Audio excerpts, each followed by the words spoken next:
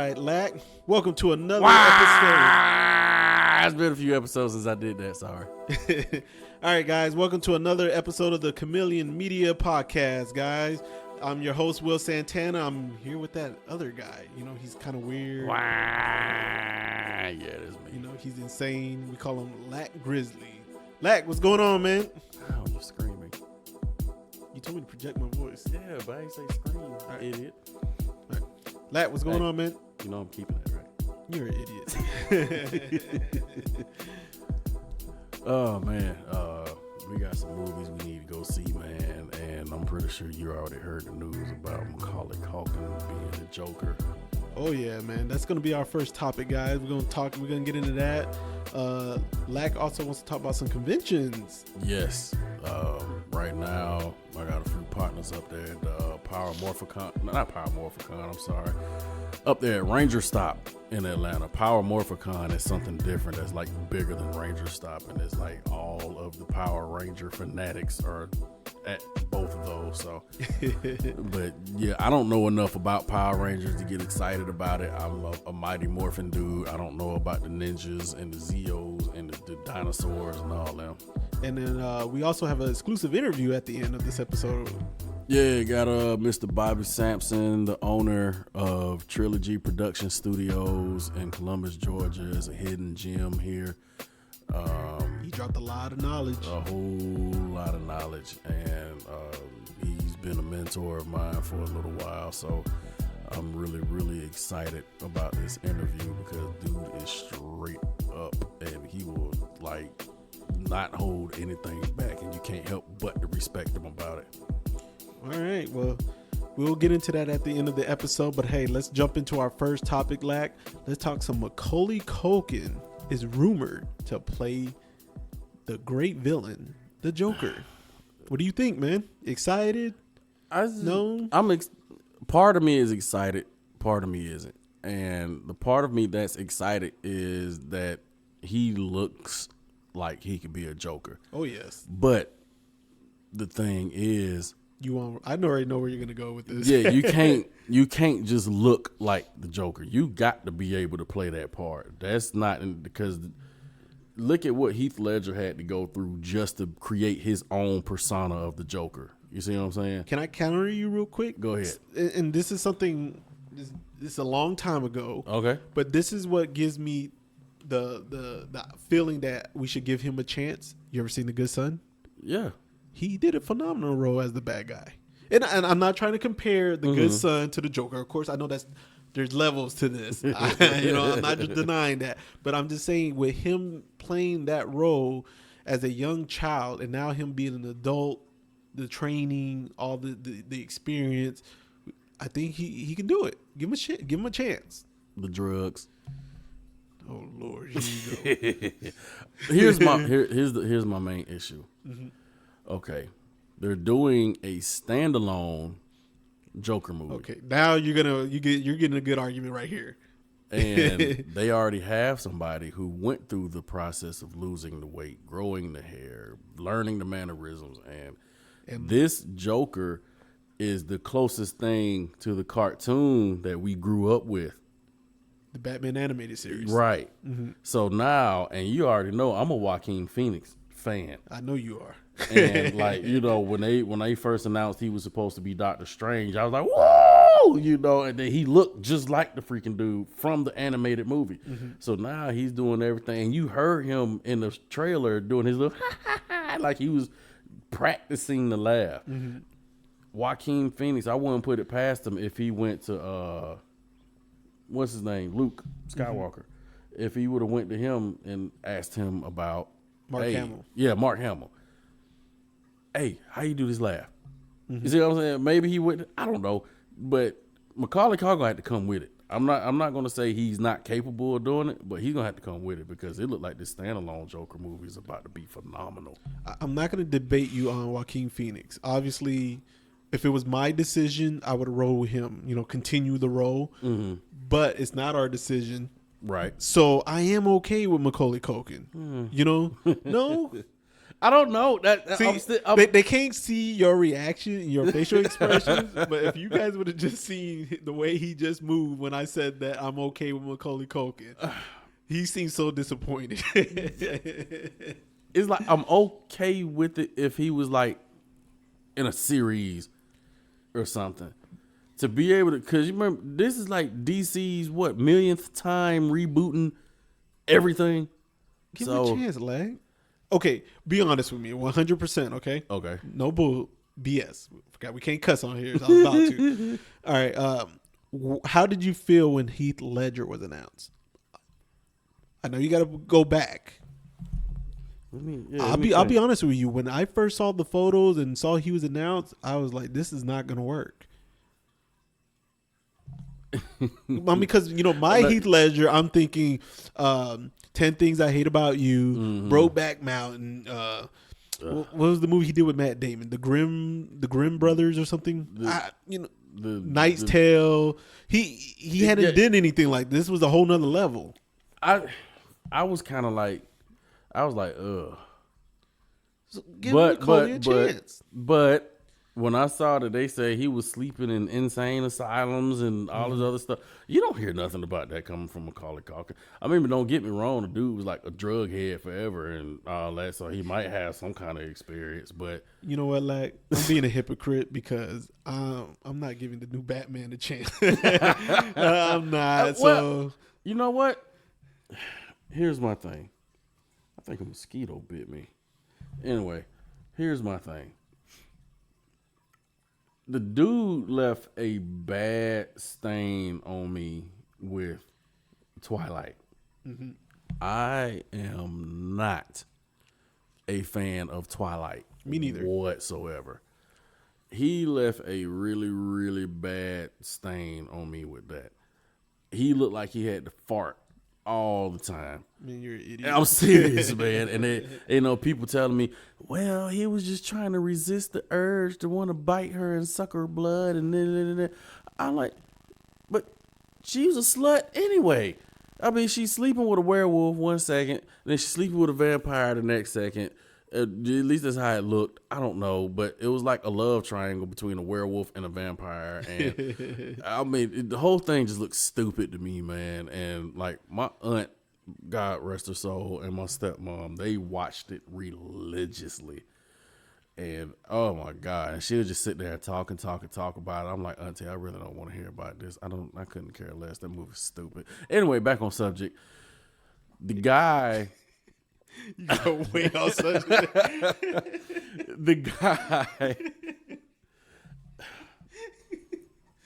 When they redid the Batman cartoon, he looks like the guy when they redid it and they just called it The Batman. Mm-hmm. And they tried to give it, I guess, that kind of old school persona.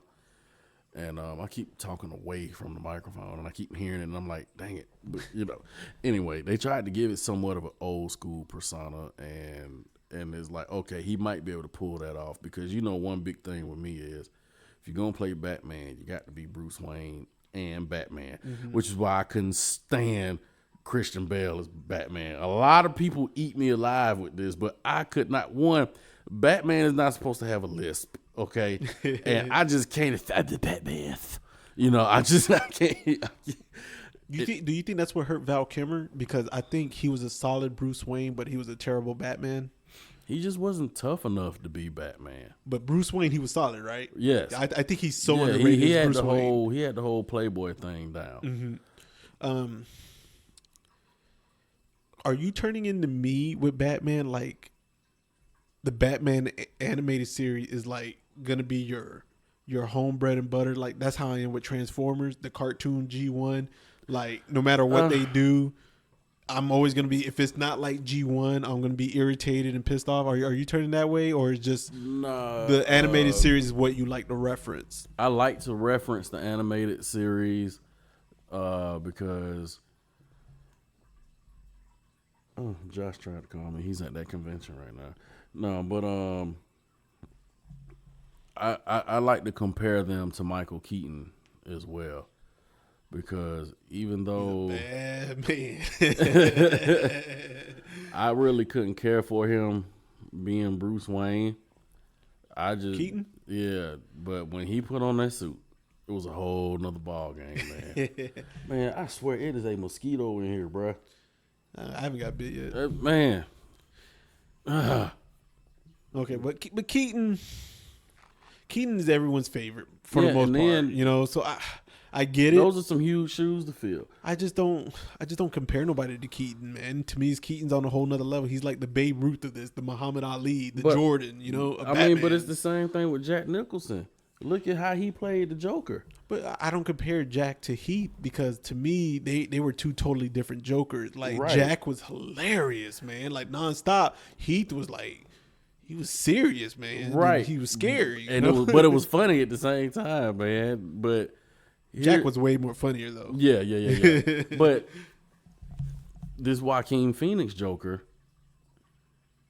he's doing the origin story of the Joker. Why wouldn't you continue with him into the... I agree with you. Like I said earlier, I'm not going to debate you on that. But since the decision's already made, I'm okay with Kofi. It's rumored. You know? It's still rumored. It's rumored. It's not set in stone. I think the only reason they would do that is if they're not going to pay Joaquin Phoenix enough money, because that's the same thing with... I think that was what happened with Doctor Strange. They didn't want to give a man his freaking money, man. And I still wish he would have just did it any freaking way. I mean, because, like, Doctor Strange had one movie, and then he appeared in, like, other stuff, you know. But he wouldn't have had too many roles. I would have just took the money, and now he's set every time they get ready to do a movie with Doctor Strange in it. But, I mean, because Doctor Strange, his personality is just like Tony Stark's. He's a butthole. But anyway, back on subject. Macaulay Culkin, I can give him a chance, just like old buddy on Gotham, who played his persona of the Joker. Oh yeah, he was pretty cool, man. Right. No. You know, but his origin is completely different from the origin that Joaquin Phoenix is doing. And I liked the direction they were going with that. And I think he would have been a decent Joker if he would have came all the way into fruition with it. Okay, well, before we change this up to get to the next topic, are you starting to get a little irritated with DC? It seems like when they finally getting something right, then they just drop it and start all over and go a whole different direction. Don't it starting to feel like that's what they just keep doing, you know? Yeah, man. And I'm like, y'all some freaking idiots, man. All right, let's get into the next topic. I mean, it's like... Oh, go ahead. We got, Aquaman. And Wonder Woman. Like, are they really talking about replacing them? I think so. They said it's going to be that whole DC universe, they're done with it, man. So I'm assuming they might do an Aquaman 2. Oh, they already confirmed as Aquaman 2. Okay, well, I don't think they're going to connect anything else with it. You know, they're going to stop all the cameos of Wonder Woman and Batman and Superman all in the same movies and all that stuff. You know, they're rebooting Suicide Squad and all that, you know, because now they're talking about having him play Sabretooth, since he might not be Aquaman anymore. Sabretooth on X-Men? Yeah. Hey, man, that'll be dope. He can pull it off. That'll be dope. He can definitely pull it off. Oh, Harry Joker. All right, let's get on to the next topic. Lack wants to talk Ranger Stop, and I won't mind talking some SAC anime.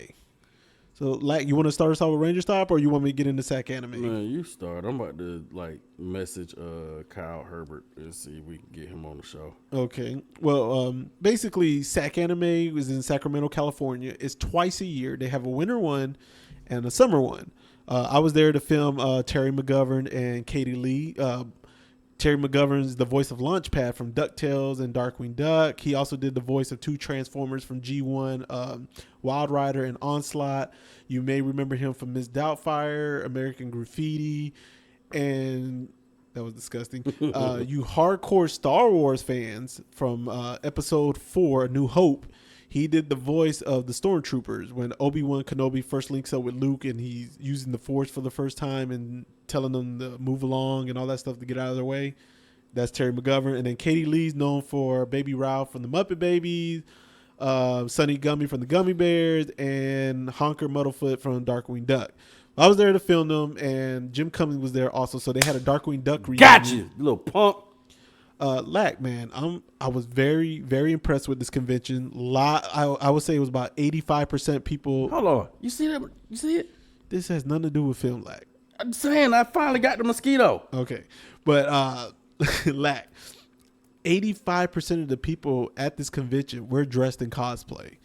They were really into it. Now, I don't know a lot about Japanese animation. I hope he ain't had AIDS. You're an idiot.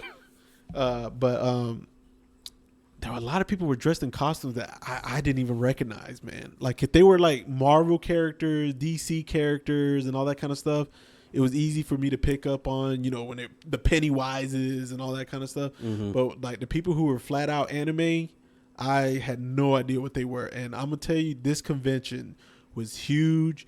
It was ran really well. I liked the way they did the autograph sessions. I liked the way the panels were handled.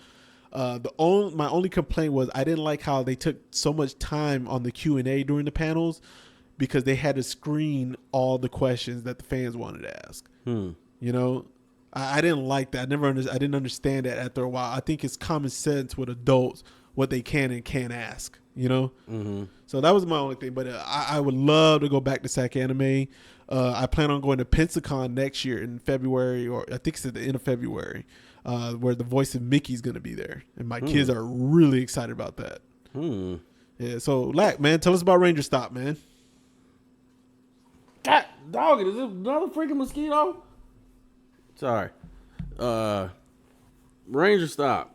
It's Ranger Stop in pop culture, so it isn't just Power Rangers like Power Morphicon. But it's going to be mostly Power. Yeah, it's going to be more Power Rangers than anything. And I got some partners up there right now who are up there representing. We got the Green Ranger and the Red Ranger up there, and they seem to be getting pretty popular too. He's not doing the Black Ranger no more? Nah. No, why not? He got more of the Red Ranger stuff. Okay. So and since he should do both. He will, but he's trying to. He got so many costumes he's trying to complete. Okay. He has he just finished up his Deadpool. He got the same suit from Part 2. Okay. The movie, and that thing was expensive. Now, I know you said you don't know a lot about Power Ranger. You know I don't know much at all. Mm-hmm. The Black Ranger, is he doing the original Black Ranger, the Walter guy? Yeah. Okay. Because I know there's multiple Black Rangers. Sorry, this mug's itching, man. So is he the OG Red Ranger? Yeah. He is. Okay, and then but he has a dragon shield, which here's a little fact: the Red Ranger is the only other Ranger to use. Remember that little dagger that the Green Ranger had? Dude, I don't know anything about Power Rangers. Oh well, the Green Ranger he had this dagger that was like a flute or something too.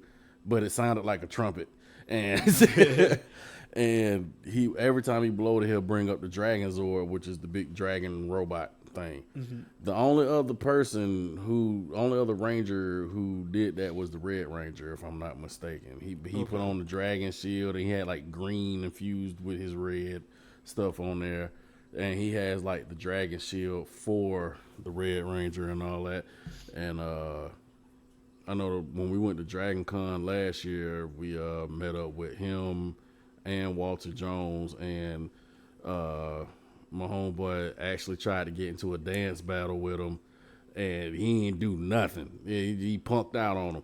And because Walter Jones came straight up there to my, oh, okay, and he came up doing the Roger Rabbit and everything, man. But anyway, they're really cool dudes. Jason David Frank, who is the Green Ranger, he's really cool. Is that the Green Ranger OG?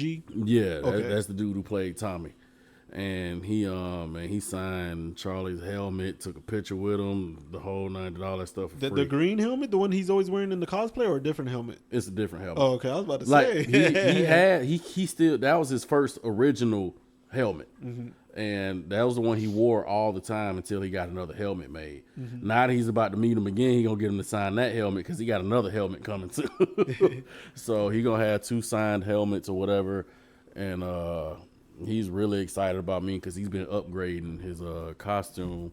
And every single time, like Jason David Frank actually likes his pictures on Instagram, the whole nine. Mm-hmm. So Do they really enjoy doing that cosplay? Because when I see you post their videos and stuff up on there, man, I see like they don't really get to enjoy the convention like that because the adults are worse than the kids. Oh, yeah. Trying to get the photos in there with them and like posing with them, and it was crazy, man. Because like when we went to MomoCon, that was the first time I went to a convention without Charlie. It was just me, Josh, and his brother. Mm-hmm. And Josh went as Majin Buu from Dragon Ball Z. Mm-hmm. He's this big pink marshmallowy, like just big happy looking thing that turns things into chocolate and eat it. And he, bruh, I'm talking about the second we walked through the door, Majin Buu! Matter of fact, before we got, it was hard for us to cross the street.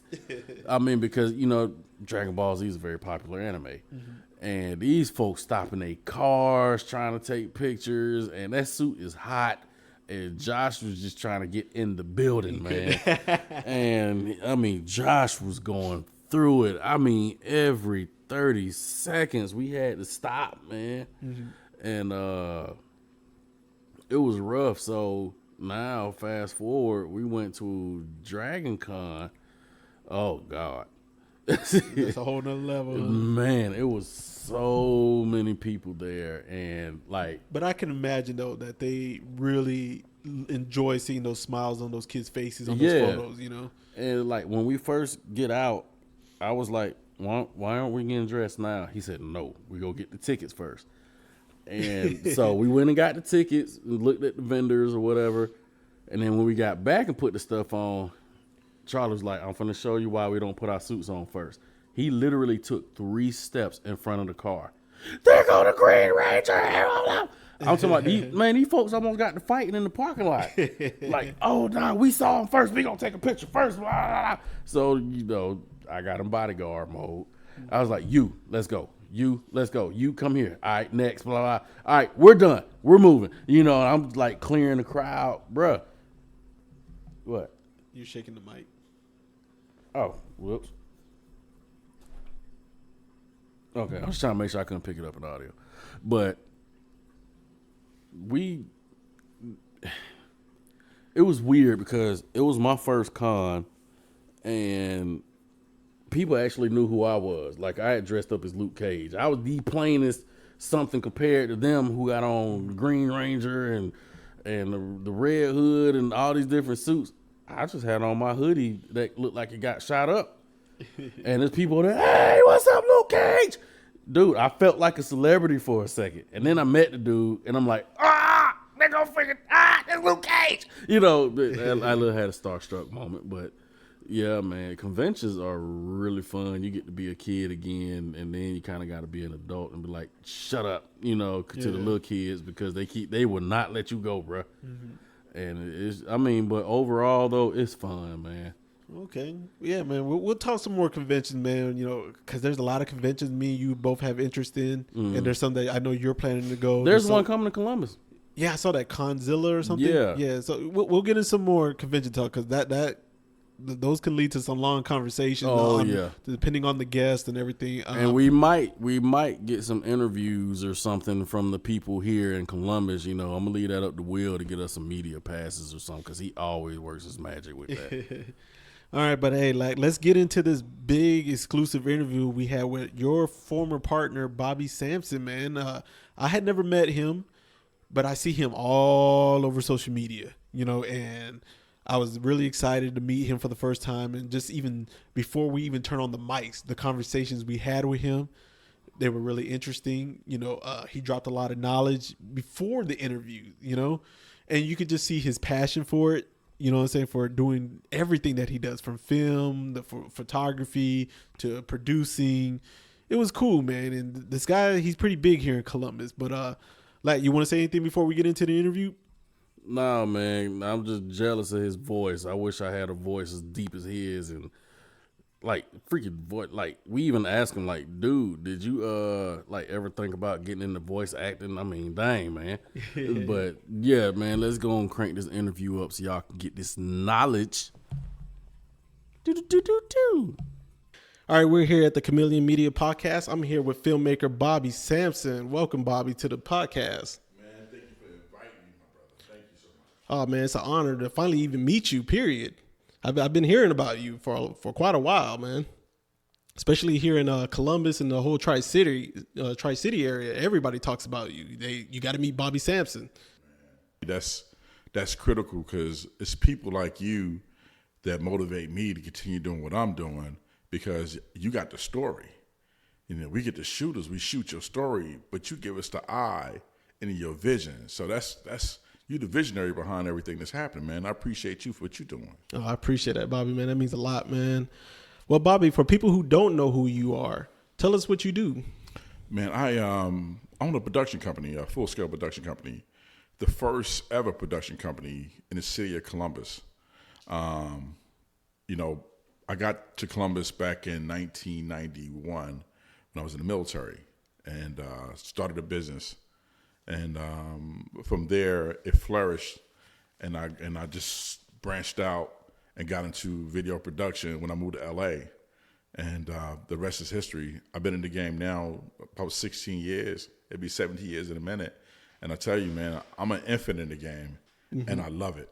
It seems like you do everything from photography to filmmaking to directing. So you have multiple titles. Is that correct?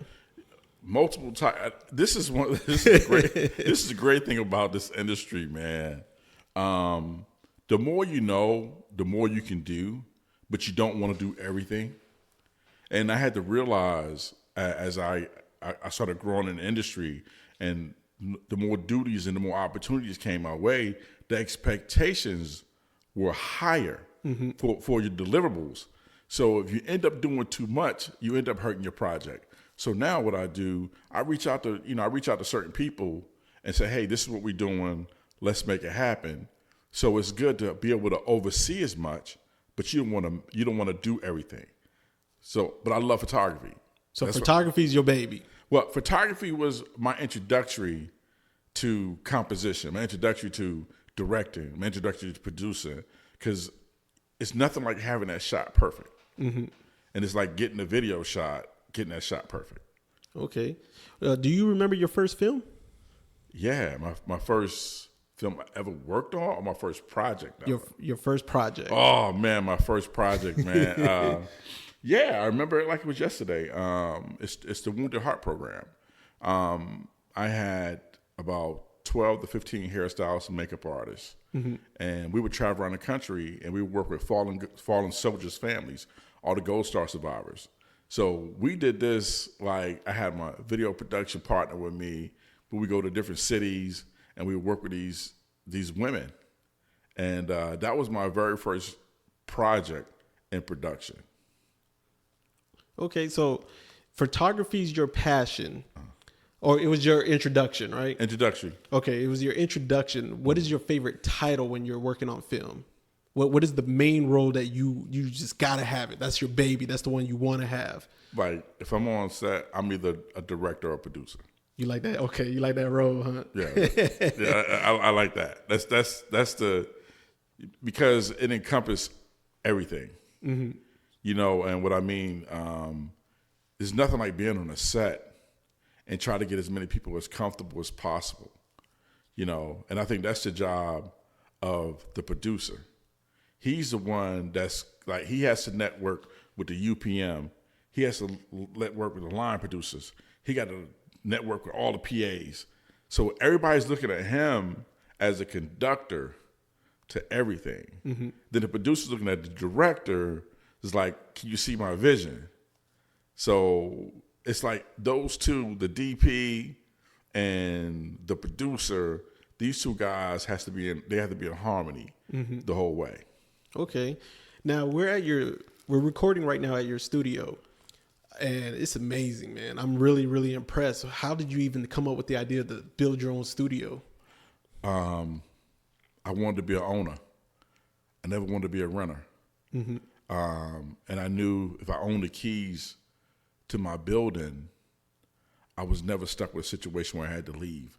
And I can invest in the quality, everything quality. I wanted everything to be quality. I wanted when my clients walked in, they felt like they were in another state, another city, because I wanted to invest that in it, you know.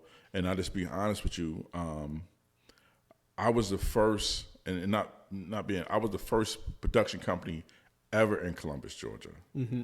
You know, and to know that as an African American male, you know, that I'm leading the way and I'm showing other young people how they can be ownership, no matter who they are, but they can be ownership and say, I can get into this craft and really make something out of it. Do you know how many people are employed under you? Because I see lots of people come from you, and, you know, I got to tell you, I'm very impressed that you're helping people pay bills. You're putting food on their tables. You know what I'm saying? It's amazing, man. You know, I got to admire and respect that. That's what I'm charged for, man. I mean, at the end of the day, where I grew up at, you know, I grew up in the city. I grew up in Jersey City in New York, and NY, baby. And I knew what poverty was, and I knew what it was to have people not believe in you. Mm-hmm. So as an adult, especially when you have kids, you want to push that into your kids, and your kids will be a direct reflection of you. But then there's some people out there who need a hand, need somebody to believe in them. Mm-hmm. I give everybody a chair in the rope. You know what I'm saying? And I give you 100% honesty. So, and I'll fight. I will never slander your name.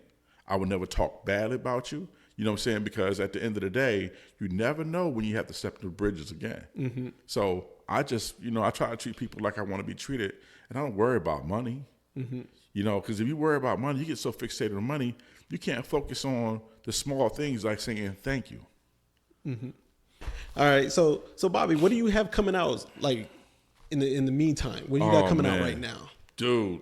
You got a lot of stuff coming, bruh. I got so much. I mean, you know, for me, I'm never afraid. Mm-hmm. And I think that's what hindered a lot of people being afraid. I'm not afraid of no. I'm not afraid of failure. Mm-hmm. I'm not afraid of making a mistake. I'm not afraid of trying. I'm not afraid of saying, hey, you with me? Are you not? At the end of the day, if you're not with me, I'm still going to figure it out. So, I mean, I got a project right now, and this is, man, we just did a script breakdown of a feature that we want to shoot here in Columbus and in Phoenix City. Mm-hmm. That is a masterpiece. We shot a trailer for a project from a local writer. His name is Bobby Hodge Jr. Bobby's a good dude. I've been knowing him for a minute. So he came at me and said, hey, man, I got a book I wrote, and I want to make a movie out of it. And I was like, man, I hear that all the time, man. So I said, what's your budget? I said, we can't make a movie out of that. We can do a kick behind trailer and see what we can have from that point. So we shot it, all local talent, besides a couple people from Atlanta. Mm-hmm. It's just like people go, hey, man, I need you to come down here, play this role right quick.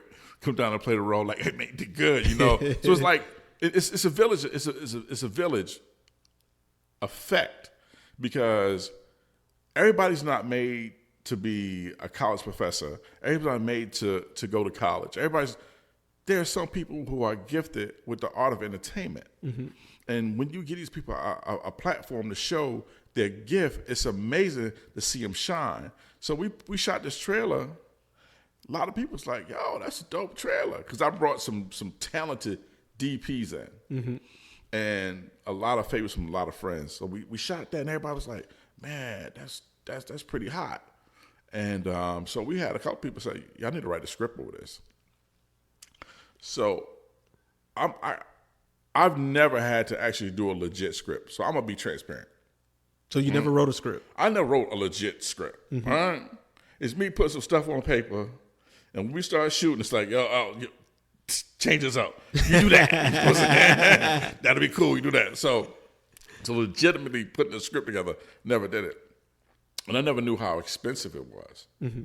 So we reached out and for $40,000, $30,000. I said, for a script? So yeah. I said, the script had to be amazing. It's a lot going to it. I said, but dude, I got the book. Just read the book and make sure. So the book was did in memoirs. Mm-hmm. So the book wasn't written in the script form. So I had a buddy of mine, Richard Smith, That's his real name, Richard Smith. And I said, Rich, I said, I can't pay you $30,000 because he has 7 features under his belt. Mm-hmm. I said, I can't pay you $30,000, bro. I said, I need a favor. He blessed me with a favor. He wrote a script that's absolutely amazing. The script is amazing. So then after he wrote the script, we sent it to a line producer. Mm-hmm. So that means everybody had to get paid. So this is investing in a project before you even get a chance to even get any money for it. Yeah. So if somebody said to you, okay, we got this amount of money for this project to give you, we already know what we're up against. See, I had never, other than going to somebody else's movie, understanding what all this was. So this is character breakdown, title breakdown, line breakdown. So you got everything broken down. So everybody has a color code. So when we're actually going over the script, we can see exactly where we at. When we're reading so-and-so lines, we got all their lines together. We got his character together. We got what car he's in. We got what wardrobe he's in. Possibilities of this, that, and the third. So that costs money. Mm-hmm. So you're paying this person $3,000 to do this. So if it's a situation where we can create this project and we could be a community project. So it'll be a independent project. It won't be a SAG. It'll be an independent project where we get local people part of the project, to make this thing almost like a community thing. So we shoot one episode. I already visualized one episode costing us maybe $30,000. But it'd be shot so amazing and done to the point where it looked like it's $1 million. Right? So when we ask the community, say, hey, if you see this done with people around our city being coached on set, just imagine what we can do if we can put more into them. So in a sense, the mission is to create the project, pay for the first project, and ask the community to help us create the rest of the projects to tell a story about the city of Columbus and Phoenix City. Then this is a true book. This is a true story. Mm-hmm. So I think it's a period piece. It's 60s and 70s. Okay. So that's what makes it so technical. Man, you got me so interested. I want to read the script right now. Oh, dude, the script is dope, man. Oh, man. In social media, do people contact you, like, hey, can you read my script? Can you try to make a film out of this? Like, do people come at you like that? Man, I hear that all day. Because I know I'm getting it, and I'm not on your level. Bruh. So I know you have to be getting it way worse. I hear, and at the end of the day, this is how you weed people out. And it's just business. Mm-hmm. So I got this idea. I'm like, okay, let's make an appointment. So the consultation is 1 hour, and it's $100 for a consultation. Mm-hmm. So you come up with $100, that let me know you're kind of serious. If you don't come up with it, you ain't serious.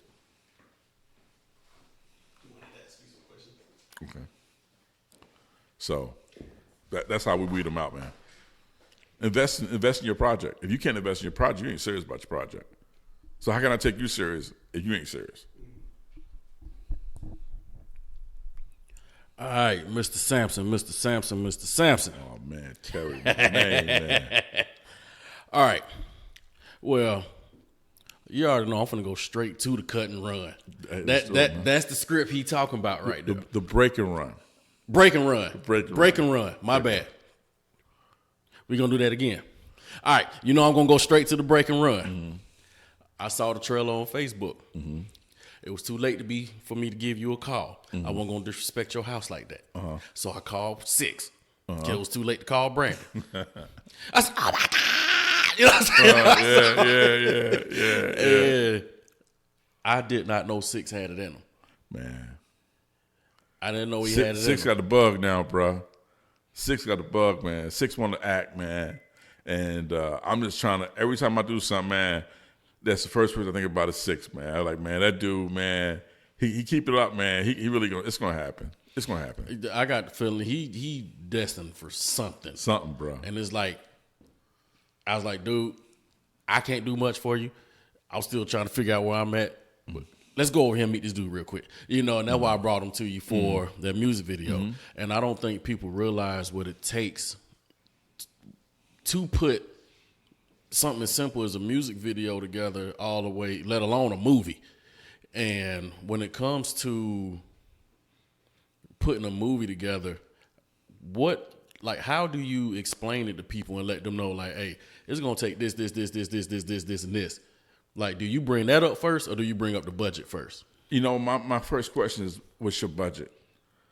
Because at the end of the day, when a person tell me how much money they think it's going to take to do something, and I know it's so far left, and I'll be like, listen, you ain't trying to do it that way.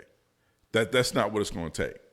Because just not only the gear, you know what I'm saying? You tell somebody, say, I want to have a night scene. Where your lights at? Ooh. What lens you using? You better have a 1.2, and you still need some light. Yeah. You're going to need some light? I mean, I have nothing against DSLRs. DSLRs are great. Mirrorless cameras are revolutionizing the way things are being shot. Great.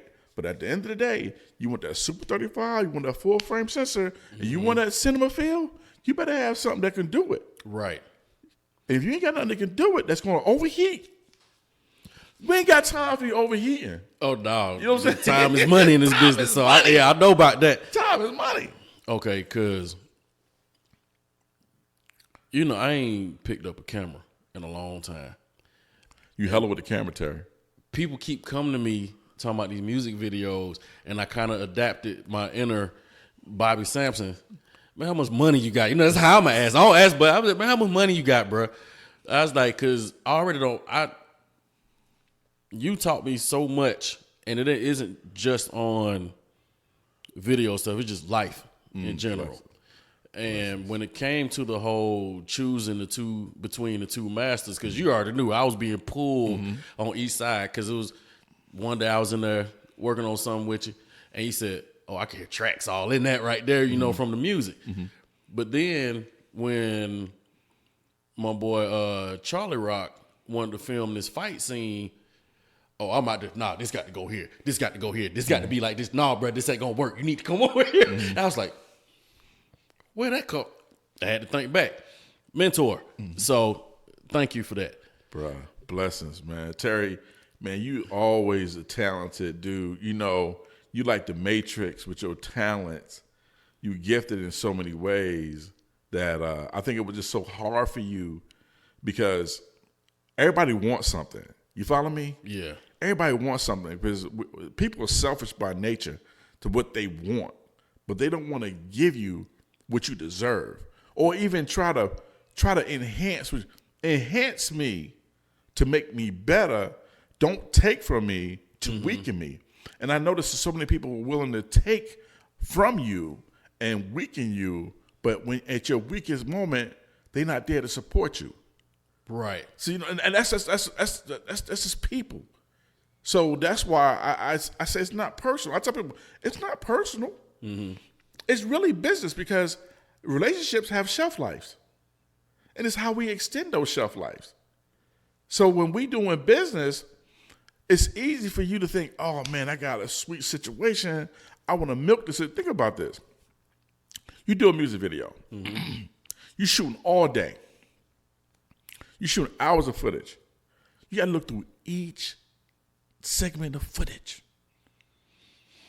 And you constantly pulling these cuts out just for this footage. Trying to compact it into anywhere between 3 and 5 minutes, and you like, God, So you doing all this, and then you spend so much time in front of the computer after you spend so much time in front of behind the camera, and the client just asks you, when can I get it? But they don't understand how much time you just spent trying to get it right. Right. So what I learned is to create a mental shot list, and a paper shot list.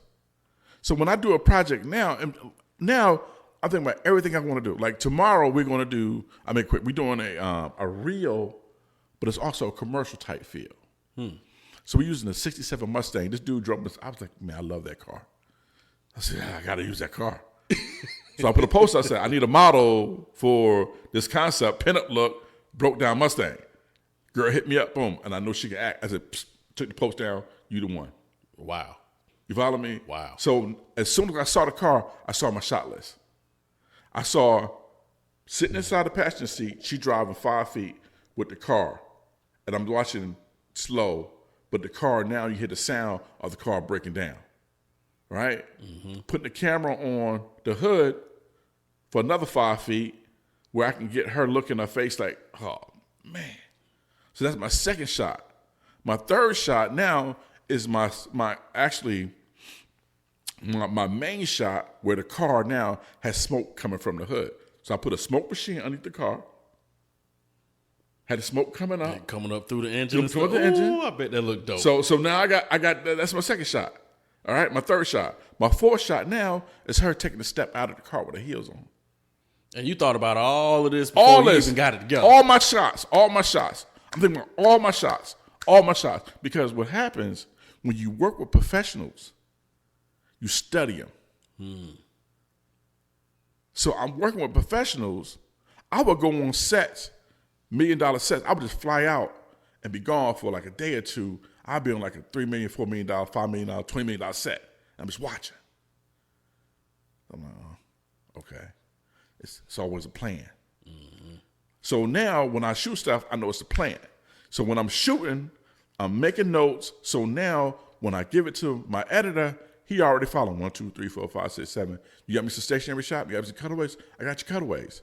I got my hand on the steering wheel. Got the steering wheel shot. I got the gauge shot. So I already know my cutaways.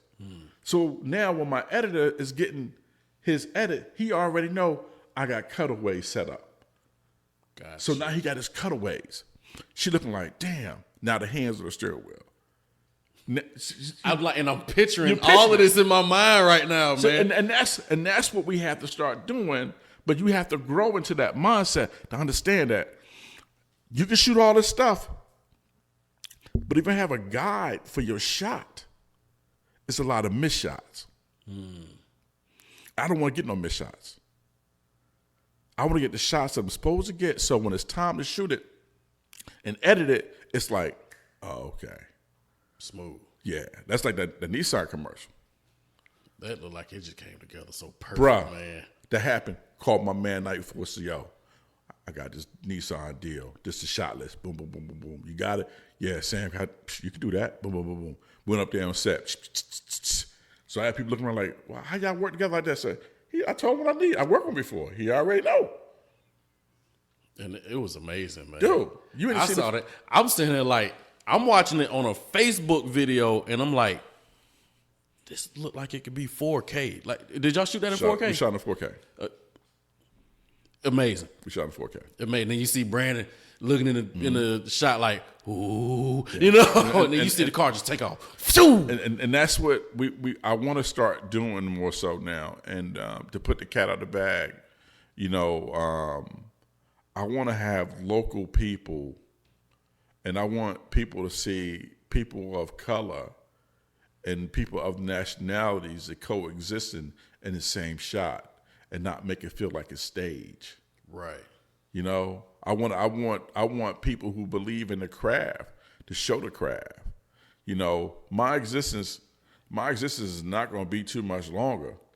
You know what I mean? Mm-hmm. And I feel as if my responsibility are for my kids. Number one, my kids, and the next generation that be shown kindness and is shown respect, and they can therefore show it to each other. That's the purpose, bro. Awesome.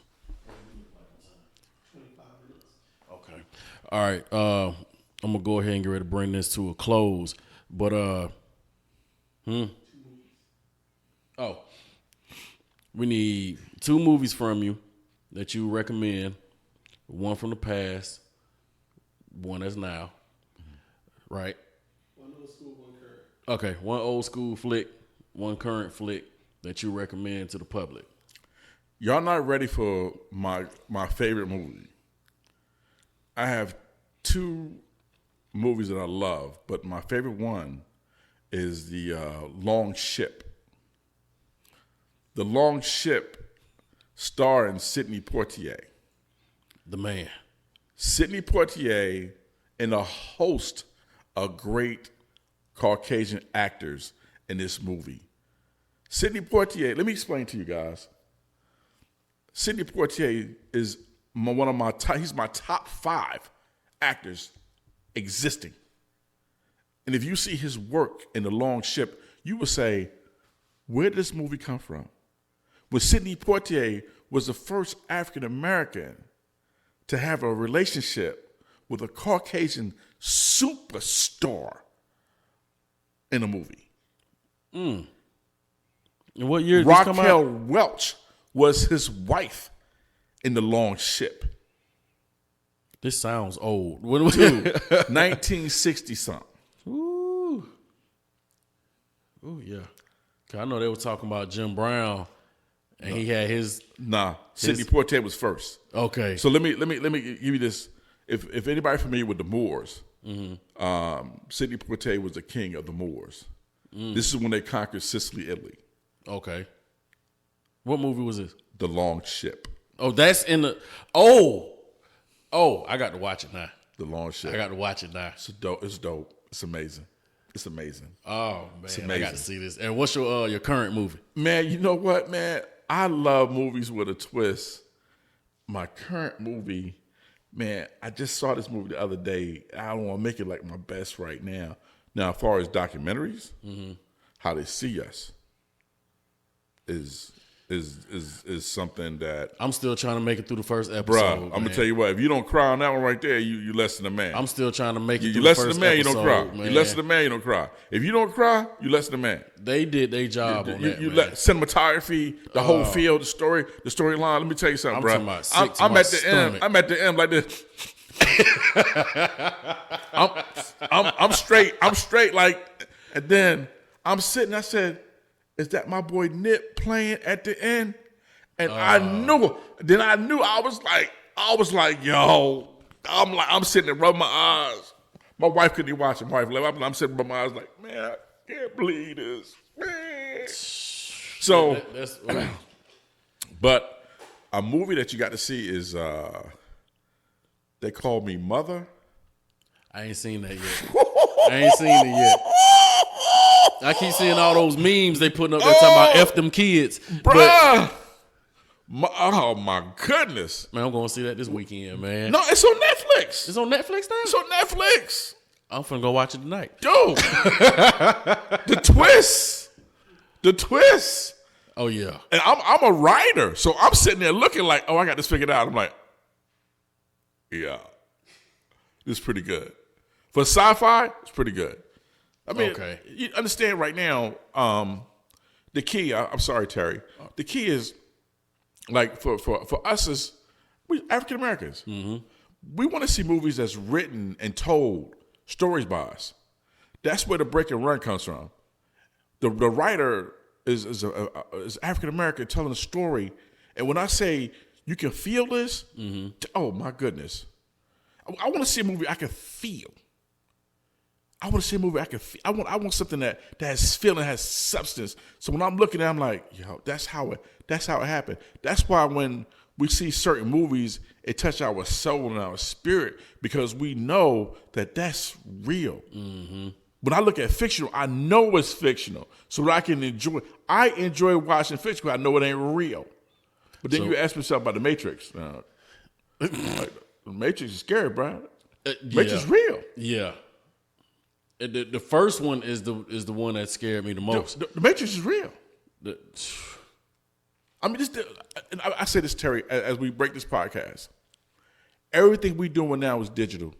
Everything. So when you see The Matrix, they have all the digital numbers going up and down, those green numbers going up and down. People don't understand what that was. There's no such thing. There's no such thing as a photo go no more. There's no such thing as a photo. Unless you take the picture and it prints your Polaroid out. That's the only thing that you have now is photo. Everything now is digital. You take a photo, all of this is numbers. Pretty soon they're going to be 120 megapixel cell phones. Because it's all air. Yeah. It's all air. There's no space. Which is why they call it the cloud. That's it, man. See, you finna get my head hurting, man. Hey, before we go, and the main reason I'm asking this from you because I know you could do it. Need something motivational from you for everybody out there that's trying to do what you're doing but hasn't made it there yet. Man, never give up, man. Failure is what you believe it to be. You know, a no is a yes. And eventually, if you break the barrier, you can win. But you have to believe that you're breaking the barrier. And the best example to you, if you wore your mother down by asking her over and over again for a cookie, and she finally gave you a cookie, and she loved you, well, why can't you break the barrier down by asking a stranger for an opportunity? So I feel like opportunities, whatever we make it. And you got to be willing to give up the number one sacrifice. That's time. When you need to be sleeping, you need to be studying. When you think you've got it, you don't have it. If you don't think you need to be sit back reading a book, you're wrong. Cue in the inspirational music. The study is real, brother. The study is real, man. The study is real. I'm reading. I'm online right now. His name is I just started his online marketing class. Yeah, I'm taking an online marketing class. It costs $8,500. And this dude's guaranteeing success. And he's directing straight for production companies. And he's already shown me in the first. I'm in the first week right now. And he's already shown me where I've been making mistakes at. Oh, wow. You follow me? Mm-hmm. Because you have to walk in the room understanding that you are gifted and you have a service for someone. You have a service for someone. But the hardest thing that I think we really fight with is naysayers. Naysayers aren't supposed to believe in you. They're not supposed to believe in you. Or they're going to try to use you, which I learned this, for your intellectual properties. I never heard of that till I started working with this dude here. They will take every bit of knowledge you have and make it their own. Right. And they will never write nothing on social media saying, I appreciate what you gave me right there. You know what they're going to say? Man, look what I did. I did it. Yeah. Yeah. I can tell y'all a story about that. I'm going to do it off the thing, though. But, man, you know, I definitely appreciate you. I appreciate you, You've bro. been a huge inspiration to not just me, but to a lot of people here in the city, especially Charlie Rock. Every time I go to his crib, man, Bobby got me sick, man. Man, he gonna keep me broke because I keep buying stuff like this. What's Charlie Rock trying to do now? What ain't he trying to do? Charlie Rock, man. Man, he was trying to, because like he'd say, look, man, I want to do a fight scene, but I don't want a normal fight scene. I need a big dude like you. Like, bruh. He said, but you gonna fight Blade. I said, Blade? All right. So, man, we went and got us some vampire teeth from the Halloween store. And, you know, I molded them, put it in there. I said, all right, let's get it. That was the funnest thing I ever did in my life. Now I see why people like being in front of the camera. Man. It was fun. And it took us 3 hours to make a 4-minute short. Bruh. Hey, just imagine Jefferson's a professional and they go out there and they be shooting 5-6 hours to make a 1-minute fight scene, bruh. God. And that man be doing all them Scott Atkins flips. And yeah, but see, he's a 5th degree black belt and he's a trickster. That man's amazing. Yeah, he that man's amazing. He Matter of fact, man, did you catch my fight scene? No, I didn't, bro. I'm gonna shoot you the link, and I need your personal opinion on it. Let me look at it, man. Let me look at it, man. You know, I've been looking at professional stuntmen, so it's hard for me to look at regular people who want stuntmen. Right. You know what I'm saying? Right. For what it was, I feel like it actually came out pretty good because you know Charlie Rock, he how many frames you shoot it at? 120? 60. 60? It was he working with that Panasonic Lumix G3, and he was like not happy with the whole thing. But I'm like, you're not gonna be happy with it because you're your biggest, critic. Uh-huh. But when everybody else, they're like, oh snap. Did you slow mo? Do a lot of slow mo? No, we ran out of daylight.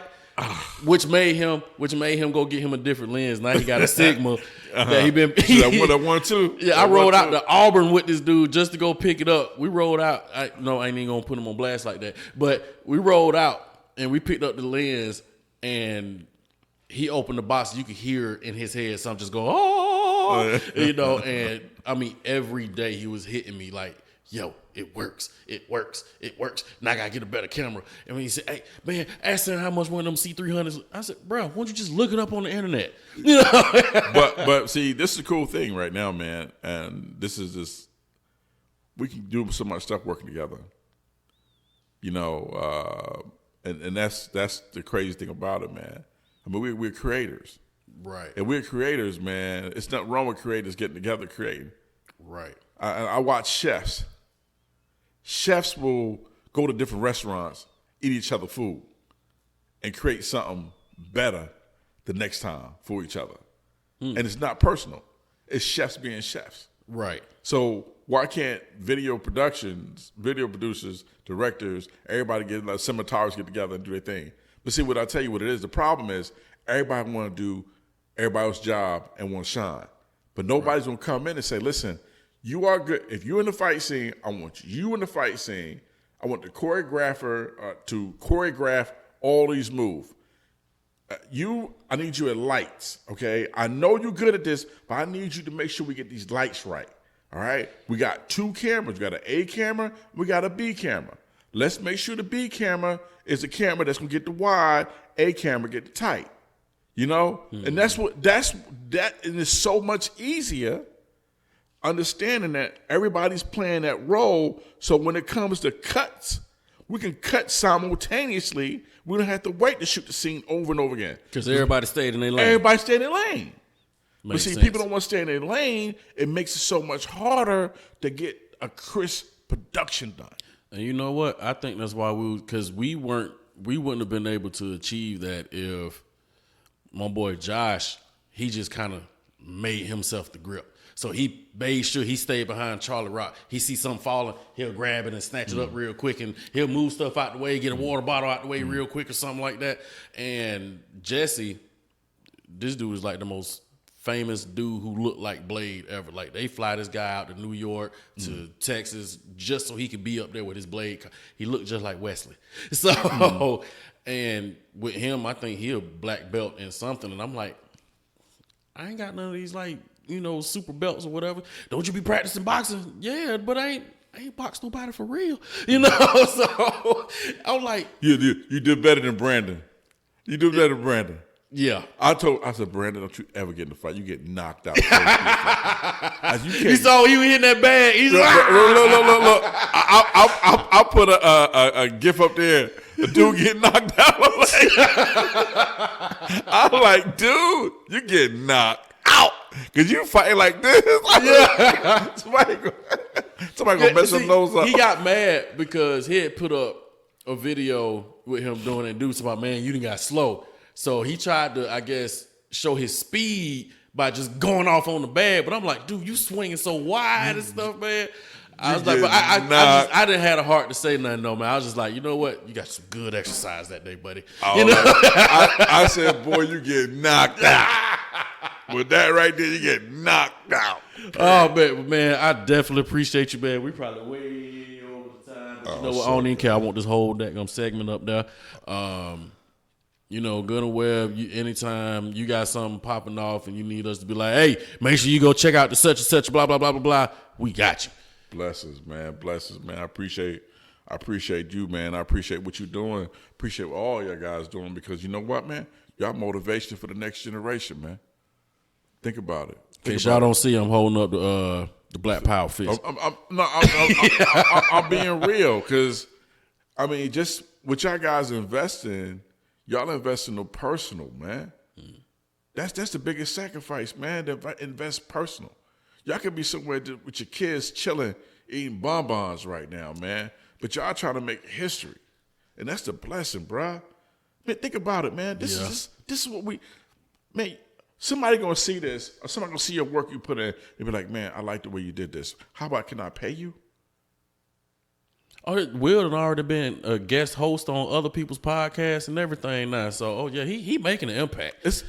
And that's Speaking of impact, man, you need to watch that Wu-Tang documentary ASAP. Got to, man. Got to. It ain't but 4 episodes. I got to all watch of them an hour long, and it's so worth watching. Bro, I'm a Wu-Tang fan, bro.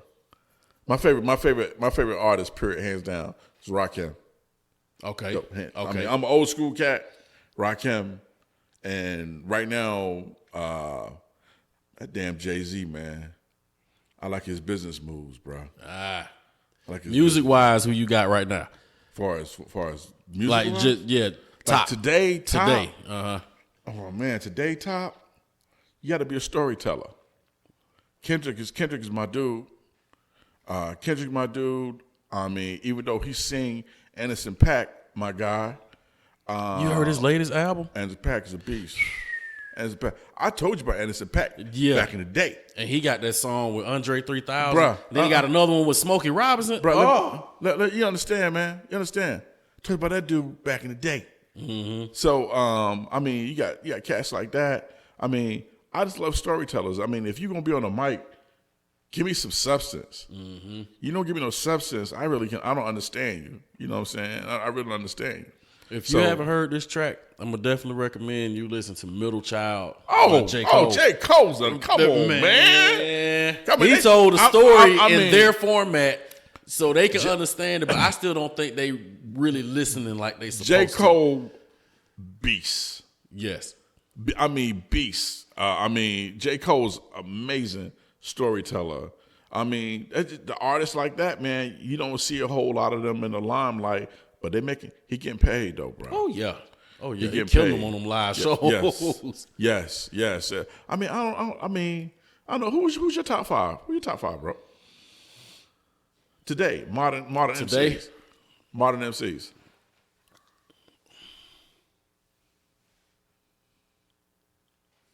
I'm gonna have to say pretty much same people you were saying: Cole, Kendrick, Anderson .Paak. I just listened to T Grizzly new album. I liked it. I wasn't too fond of the messages in it, but Timbaland, my favorite producer, and he produced the majority of the album. You can't fall in love with the producer. Yeah, man. You can't fall in love with the producer. I mean, because at the end of the day, the substance was carrying. Right. She sings in rap. To my Missy? No, not Missy. Oh. She's current. She's more current. I don't know, I'm thinking of SZA, and she's with Kendrick and them. SZA, man, SZA's real cool. My daughter, man. I mean, you got, man, TD, Top Dog, bro. Mm-hmm.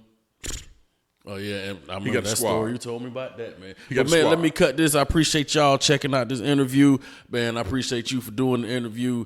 Will, I appreciate you sitting there being ugly. All right, I'm out. Blessings. All right, Lack. We back now, man. That was our interview with Bobby Sampson, man. It was a lot of fun, man. It was an honor to even meet the guy, man. You know, you got any feedback you want to say at the end of the interview? Yeah, I'm looking at a post that his son put up on Facebook, and Dante is just like his daddy. But he said when you get too rich, you start doing that medieval stuff. And Diddy gets engaged to Lori Harvey, who is the ex-girlfriend of his son, Justin. I remember that. And Diddy is now engaged to her. That's kind of dirty, man. That's freaking creepy. Not supposed to do that to your son, man. Yeah, man. But yeah, that was a very inspirational interview.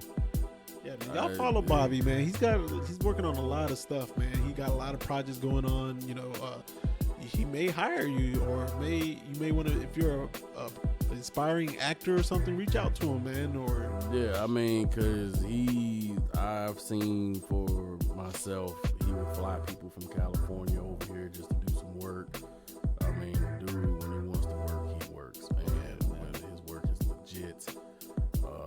He taught me a lot for the short time that I worked with him. I just found out, video just really ain't my thing. It's fun, and that's pretty much all it is for me. It's fun, but with him, this is life. Yeah. So if you're gonna get out there and you're gonna try to make something happen, just know he ain't finna have but nothing. You go hard or go home. right, y'all. We're going to wrap this episode up. Remember to tune in to the next episode of the Chameleon Media Podcast. We're going to probably talk some more conventions. We got Lack's crazy, insane trailer reviews. You know how he gets with these trailers. He loves them to death or he hates them to death. You know, there's never an in-between with Lack's and trailers. more people are starting to come around with that whole Captain Marvel thing too. People are starting to realize that the movie sucked. I don't care that is Brie Larson. I mean, don't get me wrong. She's playing the role because Captain Marvel, she's a dull person. We're trying to wrap up an episode. Man, He fuck getting that. into Captain Marvel sucked. Okay, it sucked. It sucked. It wrap sucked. this episode up. We talked about that in our very first episode. Let it go. Let it go. Let it go. Part 2 of that, man. God, I hope they don't sing that song again. All right, y'all, but we out, man. Don't forget to rewind those VHS tapes, and we are outro. Yeah.